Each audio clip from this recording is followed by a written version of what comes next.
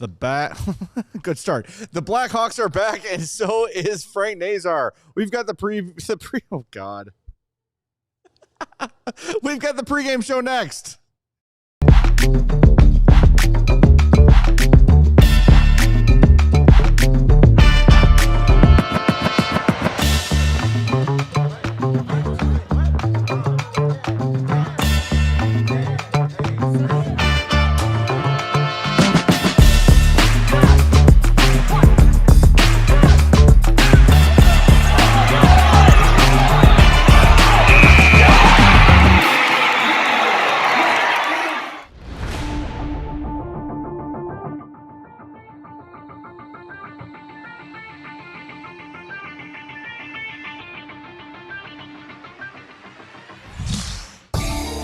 Welcome into the CHGO Blackhawks pregame show presented by Bet365.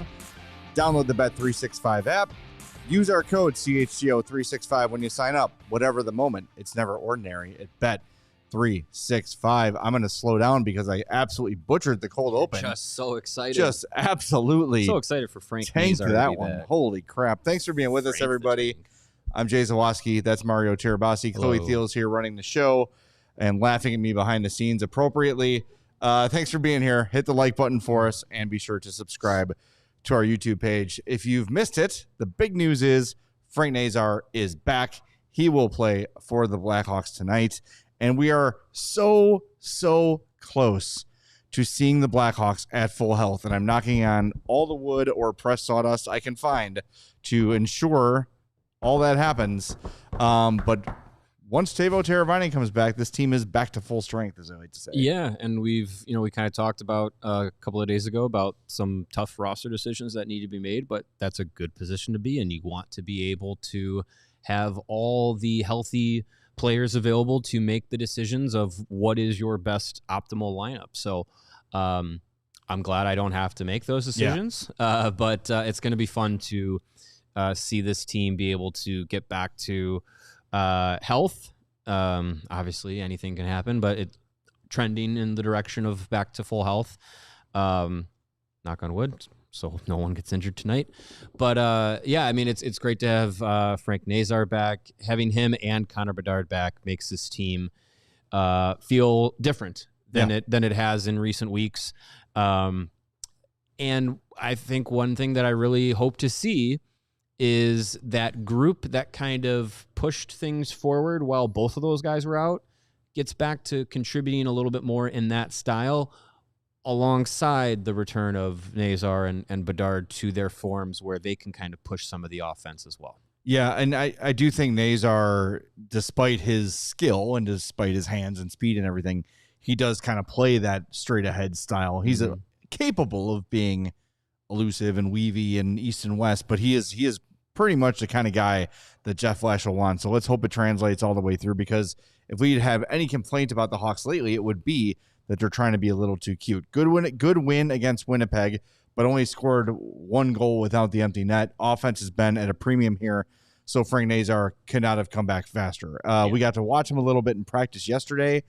I noticed that he looked fast again.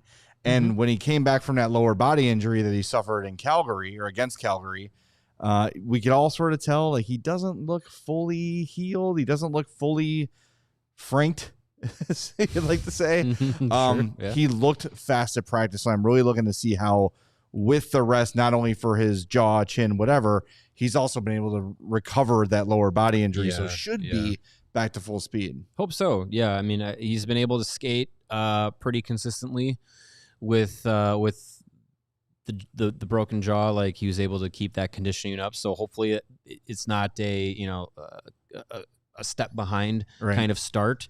But it will be, I mean, it will be interesting to see, like you said, like he does have that style where you are a bit more straightforward, and we've seen him play without really much fear of trying to get to the center of the ice.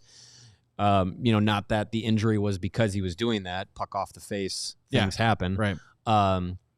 But I wonder if there's any, hesitancy to kind of ease into that style again, playing with, knowing that, you played with playing with an injury. If I have any concern, I think that he's going to be shot out of a cannon tonight.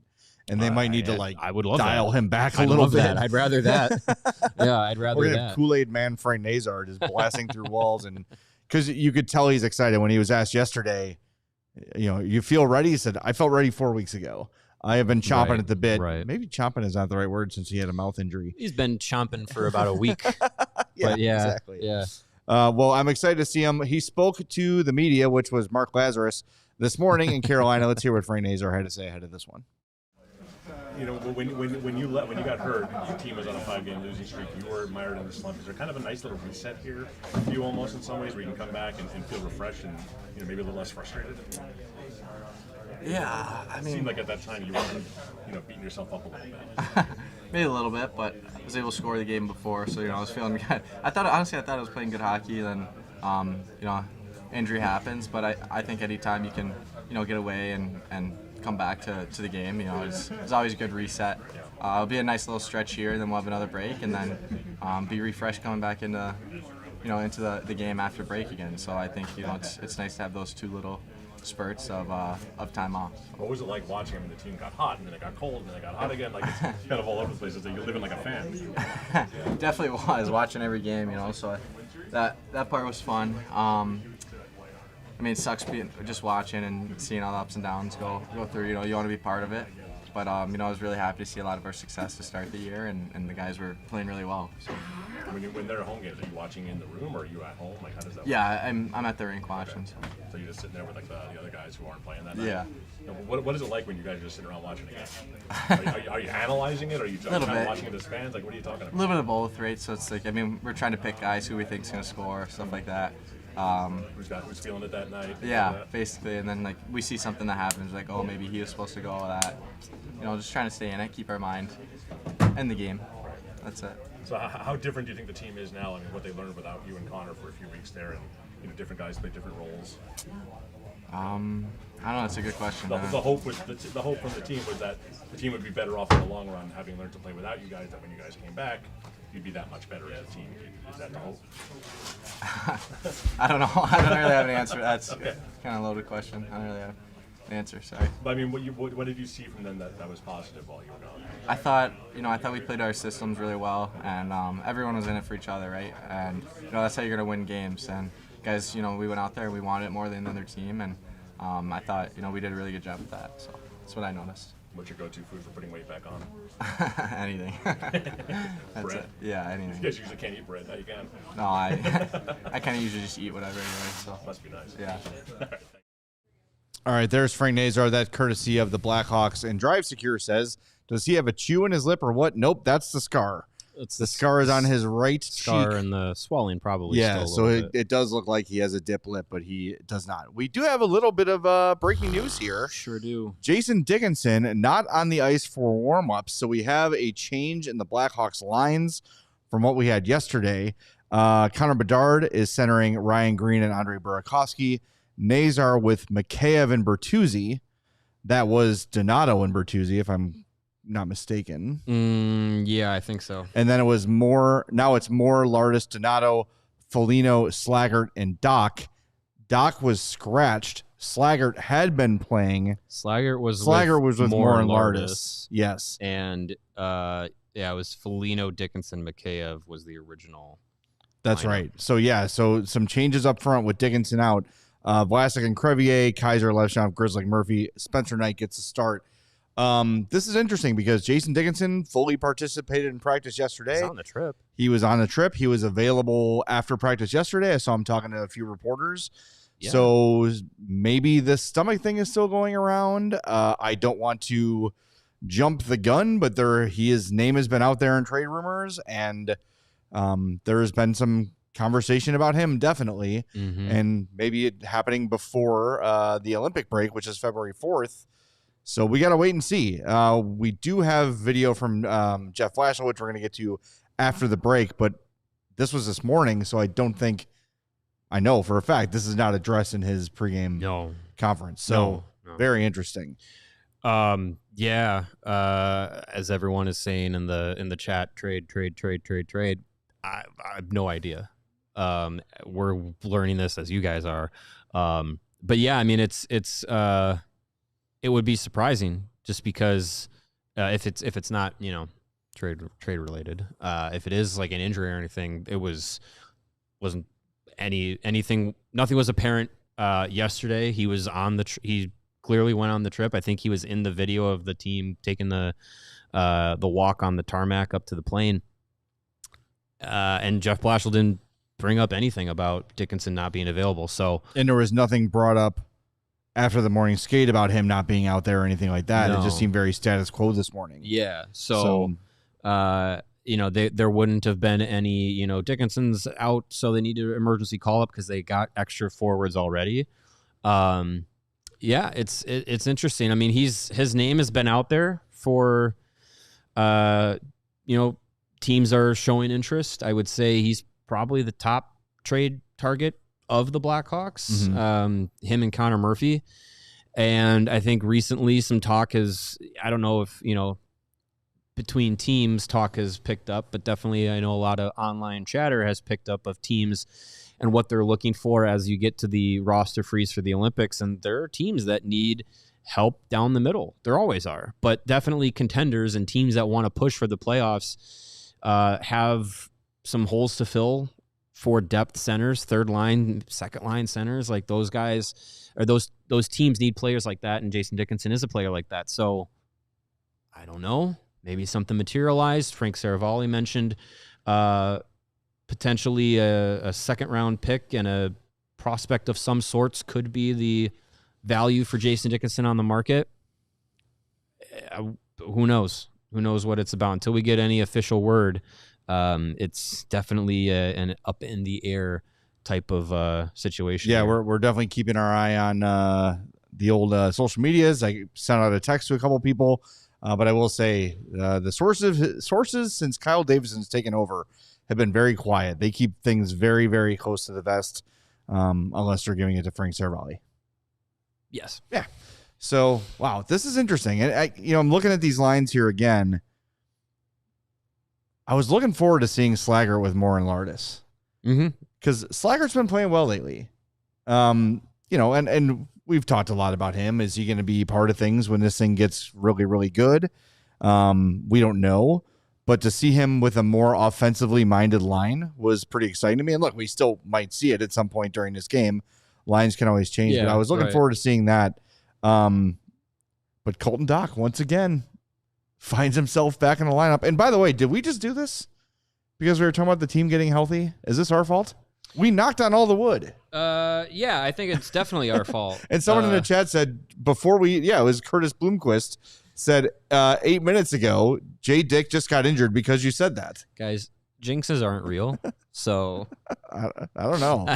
It's suspicious. I have no idea.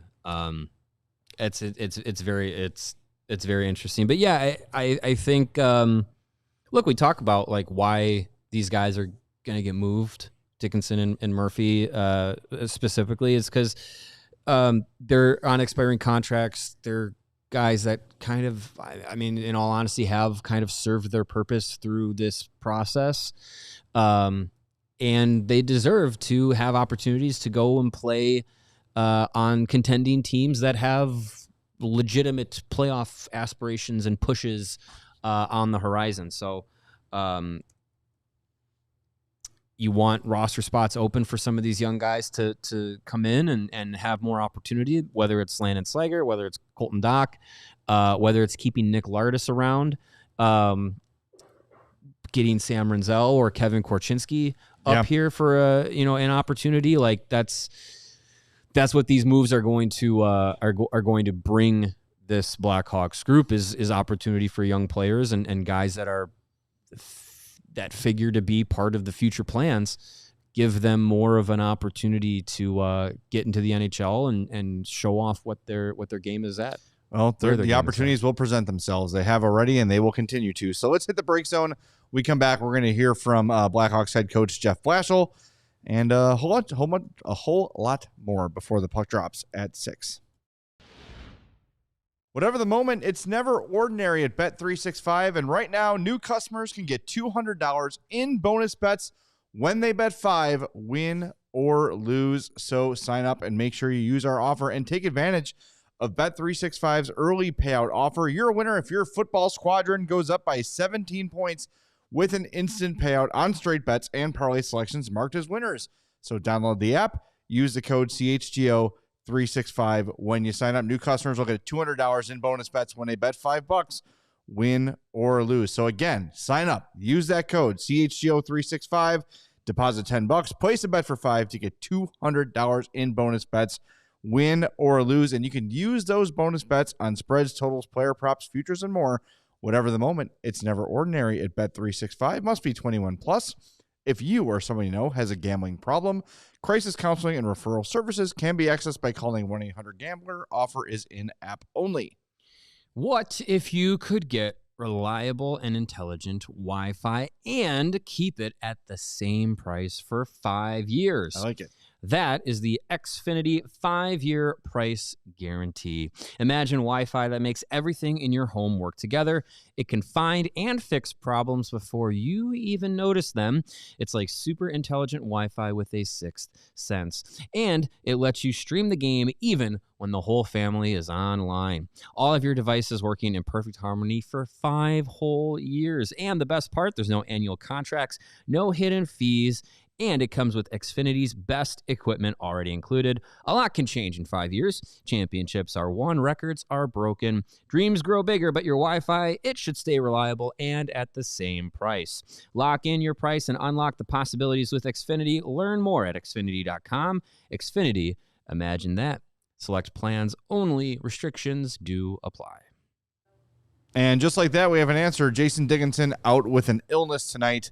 That is per the Blackhawks. So there you go. Jason Dickinson fell ill sometime between yesterday and today. So as soon as our show started, he was playing. You saw my cold open and he was threw up. playing sewer, and we started the show, and he just goes, "Oh, my stomach!" Yeah, that's It's like a voodoo doll. That's got to be it. Our bad on that. Sorry, Jason. All right, let's hear from Blackhawks head coach Jeff Blashill. He met the media before, or rather after today's morning skate. This is courtesy of the Blackhawks. So as this team's starting to get healthy, as you get your top 2 centers back, what did you learn about them before? Like in the time that you didn't have Frank and Connor, what did you learn about your team? Well, I think it gave some individuals some opportunity to just have us gain a little better knowledge. I'd use Oliver Moore as an example. So that's how he ended up at center. And I think since he's gone to center, I think his game is improved. Now, is it because of that, or is it just because he's got more comfortable? I can't answer that, but I do know that he looks like a guy who potentially is better at center than at wing. So that's a good one to know. As a group, I think, like anything else, we're striving to continue to gain that consistency.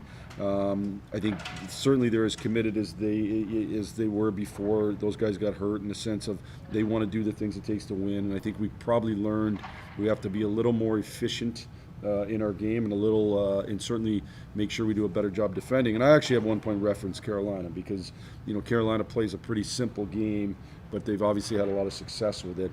I think there's some of that simplicity that we took when we had those 2 guys out that we need to continue to move forward with. Do you plan to keep more at center for a while, even though it has to be on the 4th line? You know how this. I don't. I would say this. I don't know who's the 4th line and who's the 2nd line. And to be honest with you, I think it's more of a matter of we'll see how the minutes go. Right now, I obviously plan tonight, and then we'll make decisions tomorrow.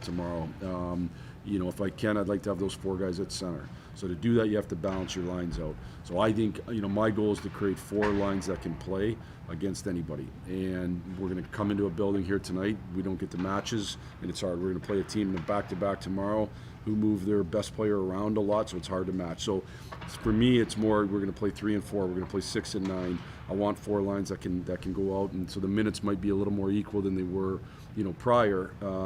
But I think that can be a positive for us. Do you guys have a plan to send any of these young guys down to Rockford for the Olympic break, just to keep them playing? That's a good question. Not necessarily yet. Let's see where everything's at. I also think, you know, they're going to play 82 games this year in a real tight, condensed thing. So I don't know that that's the best thing necessarily. That's a debate I've had before. I don't know it's necessarily the best thing. Like, might save them from the rookie wall. If anything, yeah, exactly. You know, so I do think the break will be needed for a lot of our guys that never played anything close to this schedule, like an NHL schedule, fall one. So, you know, not something that we've discussed yet. So, 3-4 against 3 of the best teams in the East too. Are you looking forward to, I guess, seeing how you match up against these opponents? I love coming to the rink every night with this team and just seeing what type of growth or, you know, steps forward or steps back we take. That's the reality of where we're at. And sometimes, you know, we've taken more steps forward, and sometimes it's been the other way. And obviously these are really good teams that are playing good too. You know, like, you know, Tampa's obviously been on a tear. This team, I think, has been consistent from the beginning of the year. Florida's obviously, you know, gone to the Cup three years in a row for a reason. Just got Kachuk back, so those are all, as you said, you know, really good teams to kind of continue to see how we stack up against them. Roster's starting to get a little crowded as guys come back from injury too. How do you plan to handle that going forward? You know, I think it's something that, again, we'll take it day by day, and as guys, you know, if we get to a spot where I don't think it's the right thing for a guy to, you know, in terms of his minutes, we look at the American League, maybe, but we'll just take that day by day. All right, that's Jeff Blashill, courtesy of the Blackhawks. I like that he pointed out early on in that how the Hurricanes play. And we've made note of this before, that the Hurricanes are a team that if there is an opportunity to get a puck on net, they are taking it. So while Jeff was talking, I went to make sure that that was still the case. And guess what? It's still the case. It's still the case. Yeah. The Carolina Hurricanes are second in the NHL in shot attempts with 1,618. Behind only, Chloe, would you like to guess who leads the NHL in shot attempts? The Colorado Avalanche. That's correct. The Avalanche have 1,674. So they're first, Carolina's second. The Canes have a 111 shot attempt advantage over the third place team, the Anaheim Ducks, who have 1,507. So it's 1,618 to 1,507 between second and third. The Avs are a juggernaut. They are far and away the best team in the league regular season. Yeah. You can shoot more when you have the puck more. Right. So you could just erase them. But Carolina, being that close to a team that's that good and that far ahead of the third place team in the league, shows you that if there's an opportunity there, they're taking it. And I think that this Carolina is a really good example of what Jeff Blashill wants from his team. Does anyone think the Carolina Hurricanes aren't skilled? Does anyone think the Carolina Hurricanes aren't cup contenders year after year after year? Does anyone think they're a team that is just a mucky, grindy sort of a team? No, they've got a ton of really talented players who also play the simple winning hockey. Jeff Blashill is pounding the table for this team to play night after night. Yeah, I mean it's a systematic buy-in from the group. You do have a lot of skilled players, but they all buy into. For years it's been like that under Rod Brind'Amour. So it works for this Carolina group, this core of players that they've got going over the last couple of years. And they possess the puck a lot more. They shoot a lot more, and they are really good at playing, restricting shot attempts. So, because they have the puck, they don't have to play as much defense as a team like the Blackhawks does. So it's a style that when you have the amount of skill that they do, you can get away with. The thing that I think will be interesting to see is how the Blackhawks, they're going to have to counterpunch in this game. It's going to be a game where you have to take what's given to you, because the Hurricanes aren't usually going to be a team that you can dictate the game against. Right. Like, they're a team that's going to possess the puck and control most of the game. So you need the Blackhawks to, not to get too analytical, but you need them to get to that, 7 or more high danger chance benchmark in a game, where you want to see, okay, can you convert a quarter of those and get some high danger goals? That's going to be important. And you got to make sure that even if the Hurricanes do have a high volume shot game, can you restrict that to the perimeter where you're not allowing those high danger chances against? If they can do those two things, make their chances count and keep the Hurricanes to the outside, easier said than done, that can give them a chance tonight. Spencer Knight gives them a chance pretty much every game that he starts anyways, so that's good too against a team like this. It's really gonna take an effort that we saw against Winnipeg, where you bent but you didn't break defensively. Spencer Knight kept you in the game, and you took what you were given offensively. And maybe the injection of Frank Nazar back into the lineup gives you a little bit of boost at both ends of the ice, and can give your offense just a little bit more of that firepower to where you're not completely and totally overmatched against Carolina. Like, you have the ability to kind of work with what they give you and take advantage of it. Are you a little bit surprised they decided to go with Spencer Knight tonight? Nope. No, you got Knight, or you got Carolina, Tampa, Florida, or your next 3 games. Yeah. Pick your poison at this point. Yeah, and I guess you probably would like to give Knight the opportunity to play against Florida. Yeah. And you give him some rest. You play Carolina, you rest against Tampa, you have the day off Saturday, then you play Sunday. You play Soderblom against Tampa at home. I mean, yeah, it's not ideal that these 3 games don't have a rest day in between where you could maybe give Knight all 3. If with him having the ability to shoulder that load, but he's going to play 2 of the 3 anyways. So I'm fine with it being. Yeah, it's tonight. probably the best way to do it. Yeah. Instead of going Saturday, Monday, you go Friday, Monday. Yeah. Or whatever it is, whatever day it is. I don't know. It's going to be. I'm really curious as to how they're going to come out, because not having, and I know there's some people that have sort of soured on Jason Dickinson or whatever, but not having your best defensive center against a team that loves to throw the puck in the net is going to be a tough break for them. Mm-hmm. But as you mentioned, Nazar does help them defensively. Like, it's a guy who is not a one-dimensional offense only kind of a player. So he should help in that regard. I just want to know, anxious to see how many minutes Nazar will play tonight. He says he's full go. He was full go at practice. It doesn't strike me as the Hawks are going to rush him back with something like this. But it's just something to keep an eye on. This season, he had been averaging, let's see, what is the ice time average? 18-15 this year. That feels about right. Sounds about right for a guy who's playing second line minutes and gets both some power play and some penalty kill responsibilities at times. So, yeah, that makes sense. Yeah, it's definitely something to keep an eye on as this goes on. Other things looking for. Not having Dickinson for the penalty kill is going to be interesting. Yeah. Because Stay out of the box. Hawks penalty kill has been good this year, but Carolina's got a great power play. So, I mean, maybe that is an opportunity where Frank slots in and maybe takes that spot, because not only do you not have now Dickinson tonight, but you already weren't going to have Tavo. So your penalty kill is going to be some guys that don't normally do it, but I think they have enough guys that they could throw in there. Maybe Oliver Moore gets an opportunity to, kill penalties. Utilize his speed to kind of maybe counterattack that opportunity. What? It's his birthday, by the way. Yes, it is. Happy birthday, Oliver Moore. He's 21, I believe. He is. Oh, stop. So He's younger than me. No one's younger than you. That's. He is the Buddy the Elf of the Blackhawks locker room, by the way. I love Oliver Moore. Bye, Caleb. Yeah. See you later, buddy. Ben kind of bus tossed him on that one. Well, and just then being yesterday, like how much of a kid he still is. But, he really is. He is adorable. He's he is fun. Such a nice kid.